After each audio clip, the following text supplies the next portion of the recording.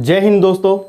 अपने देखेंगे संख्याओं का योगफल बिना किसी सूत्र के कैसे कर सकते हैं। जैसे पहला क्वेश्चन आया है उस पर बात करते हैं। सूत्र नहीं लगाना, पहली बात सूत्र तो लगाना ही नहीं है, चाहे स्क्वायर का आए चाहे कुछ भी है, एक्स वाई जेड कुछ भी है, सूत्र नहीं लगाना, चीज को समझना। यहां पर जैसे ये आ गया अपने पास में, एक से कितना आ गया है 50, 1 से 50 तक की प्राकृत संख्याओं का योगफल ज्ञात करो। प्राकृत संख्याएं 1 से स्टार्ट होती है, ध्यान रखना, ठीक है। चलो ये बताओ इसके अंदर संख्याएं कितनी हैं? सर इसके अंदर संख्याएं कितनी हैं?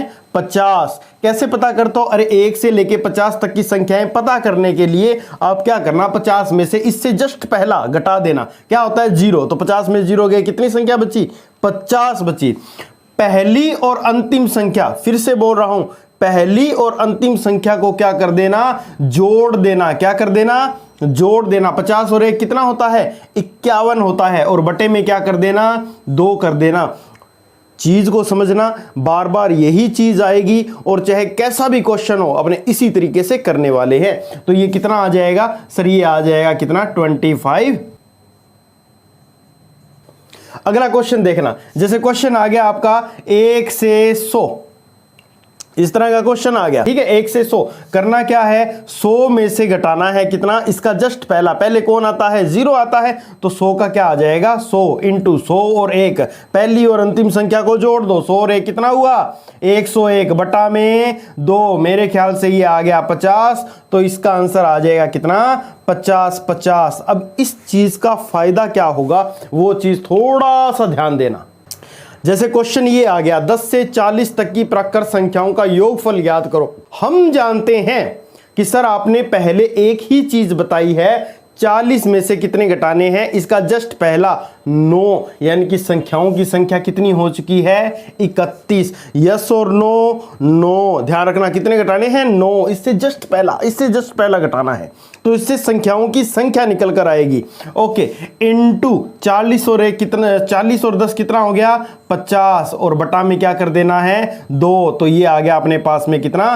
25। 25 से कम 25 का 5, हंसल बच्ची 2, 25 तिया 75, 75 और 2 कितना हो गया?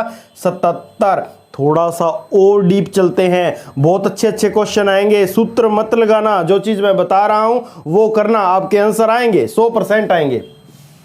अगला क्वेश्चन देखना क्या आया है अपने पास में। अगला क्वेश्चन आया है कि बताइए 21 से लेकर और 60 तक की प्राकृत संख्याओं का योगफल क्या होगा। फिर से सुनना, क्या घटाना है? 60 में से 21 का जस्ट पहले कौन आता है? 20 आता है। तो 60 में से 20 के कितने बचे? 40। और अगला स्टेप क्या करना है? सर पहला और अंतिम दोनों को जोड़ देना है। 60 और 21 कितने हो गए? 81। बटे में कितना कर देना है? 2। मिलकर कितने हो गए यहां पर? सर 20। और ये हो गया 2 1 कम 2, 8 दूनी 16, 1620। इसका क्या आ जाएगा? आंसर आ जाएगा। फिर से और प्रैक्टिस करो, मोर प्रैक्टिस। अगला क्वेश्चन देखना भाई क्या आया है। सर अब की बार आया है 99 से 200 तक की प्राकृत संख्याएं। 99 से मतलब तो रखेंगे, रुक कर रखेंगे, लेकिन पहले संख्याओं की संख्या पता करते हैं। क्या 200 में से कितने घटाए भाई? 99 नहीं सर, इसका पहले 98। तो कितना बचा? 102। अगला स्टेप क्या करना है? अगला स्टेप क्या करना है? 98 घटाना है। 200 में से 98 घटाओगे कितना आएगा? 102, ठीक है ना। ओके, 200 और 99 कितना होता है? 299। बटे में कितना करना है? 2। काटेंगे तो 5 1, दोनों को गुना करेंगे, हमारा आंसर आ जाएगा। बात समझ में आई ना? अगली चीज सुनना, यहां पर कोई भी बड़ी संख्या, कितनी भी बड़ी संख्या, चाहे बीच में से ले लो चाहे लगातार ले लो, आप इस चीज से बहुत आसानी से कर सकते हो। आगे देखना भाई, क्वेश्चन आ गया कि 1 से 100 तक सम संख्याओं का योग। क्या आ गया अभी? सम संख्याओं का योग। फिर से सुनना, मैंने कहा कि मान लो 10 संख्या है, 1 से 10 तक संख्या है ना। उसके अंदर सम संख्या कितनी होती है? सर 1 होती है विषम, 2 होती है सम, 3 होती है विषम, 4 होती है सम। यानी कि 1 विषम आती है, 1 क्या आती है?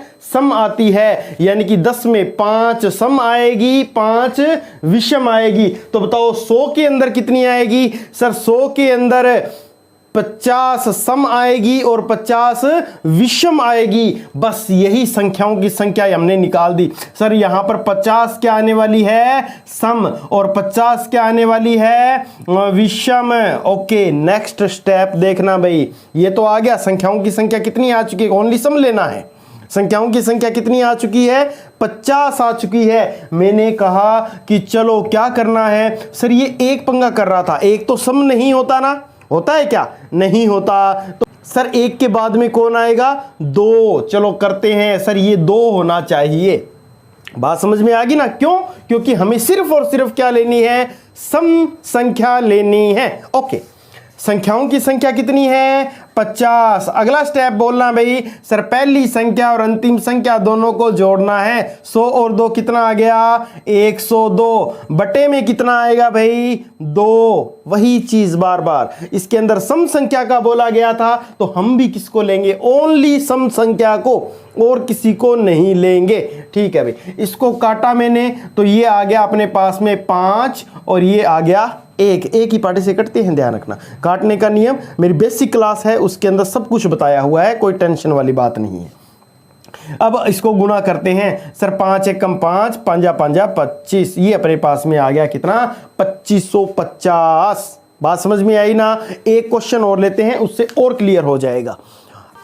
क्वेश्चन क्या आया है, 1 से 40 तक सम संख्याओं का योग ज्ञात करना है। हमें पता है सर 40 में सम संख्या कितनी होगी, 20 सम, कितनी होगी, 20 सम संख्या होगी। बस इतना ही कार्यक्रम। अच्छा, क्या एक सम संख्या है, सारा कार्यक्रम सम संख्या में चलेगा, ठीक है ना। सर कोई सम संख्या है, नहीं सर 2 होती है, एक के बाद कौन होती है, 2 होती है, एक सम संख्या नहीं होती। सर आपने ही बोला है अगर सम संख्या की बात करें तो ओनली कौन सी संख्या लेते हैं, सम संख्या लेते हैं। ठीक है, बोलो भाई संख्याओं की संख्या कितनी आई है, 20, और फिर क्या करते हैं, पहली और अंतिम संख्या को जोड़ते हैं, 42 बटा में 2, काटा कितना आया, 10, आंसर कितना आ गया, 420।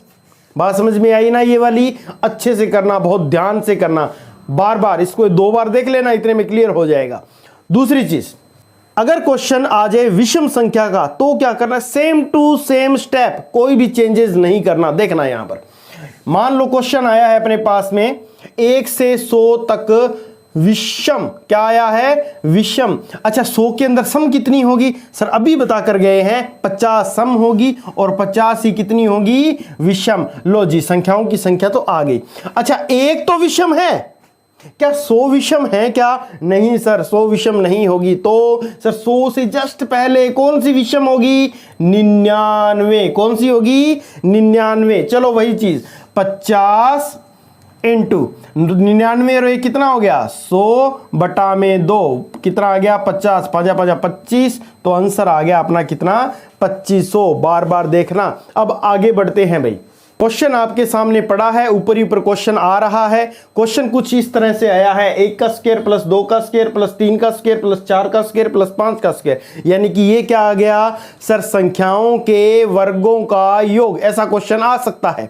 कुछ नहीं करना, देखना यहां पर, देखना यहां पर स्क्वायर आया है, बस एक चीज चेंज होगी, वो देखना क्या, ये कहां तक गया है भाई, 20 तक गया है ना, तो आप लिखो यहां पर कितना, 20 इंटू इसका एक आगे करो, कितना आ गया, 21। अब इसको थोड़ा सा गौर से समझना, 20 इंटू 21, दोनों को जोड़ो, कितना होता है, दोनों को जोड़ो, कितना होता है, 41। अरे 20 और 21 कितना हुआ, 41। बटे में क्या करना है, 6। बटे में क्या करना है, 6। क्यों, क्योंकि वर्गों का योग कर रहे हैं। आगे बढ़ेंगे, चलो यहां पर देखना, 3 से काटेंगे, 3 दूनी 6 और 3 सता 21, 2 को इससे काटा 10, इसको गुना करोगे तो हमारा आंसर आ जाएगा 7 एकम 7, 7 चौका 28, तो आंसर आ जाएगा हमारा कितना, 2870।